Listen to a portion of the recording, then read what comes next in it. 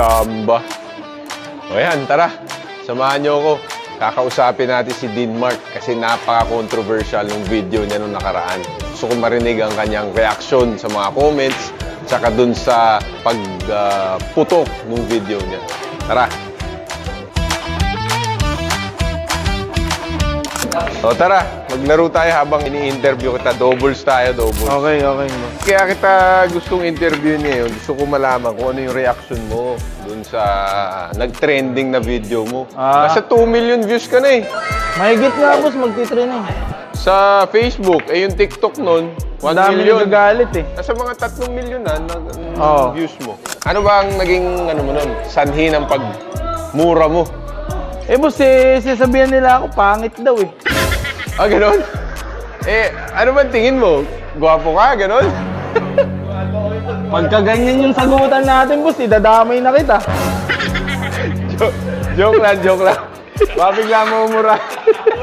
Hindi, pero seryoso, ano ba talaga sinabi sa'yo nun? Eh, Shernan daw, boss eh. Kumukha ko na rapper, Shernan. Pangit nun eh. Kaya hindi mo na-control, nilabas mo yung galit Saka, mo. boss, ano eh, wala pa kaming score eh, 5-0 eh. Kaya medyo pigo na pigo Oo, eh, ayaw nila tumigil. Ang lakas mangasar ng mga style yun eh. Kasi siyempre, kasama sa laro naman yun eh, di ba? Oo nga, boss, eh, pag di ko nilabas, strategy. baka ma-atake ako sa baba. So kumbaga ikaw, kasi nakikita ko si Tito Edgy, pag naglalaro, nakakarinig ng trash talk, tahimik lang siya. Tahimik lang siya, boss. Ikaw? Hindi pwede sa akin yung boss. Hindi pwede. Kailangan nalalabas mo, nasasabi mo. Talagang lalabanan ko talaga. Pero, kalmado ka lang noon. Kumbaga nilalabas mo lang siya. Hindi, boss, totoo talaga yun. Totoo talaga yun? Totoo talaga yun. Yung mga yun eh. Talagang pupuntahan mo na sila? Talaga. Hatahawin ko talaga yun. Pag nakita ko yung boss, di nagpapakita eh. Nagtago ba? Nagtago eh. Nung ginano mo, nagtago? Nagtago.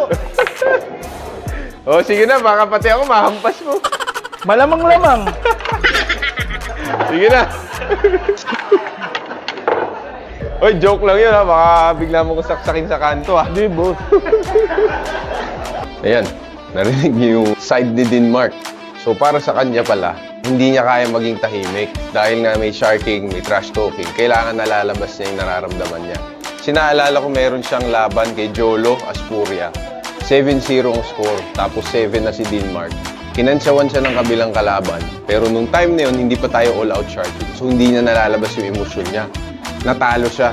Ang final score parang 13-7 ata o 13-8. So ngayon, dahil nalalabas na niya yung emosyon niya, nakakalaro na raw siya na mas maayos. So yan, nakikita niyo, iba-iba ang emosyon at iba-iba ang karakter ng mga players dito sa Shark.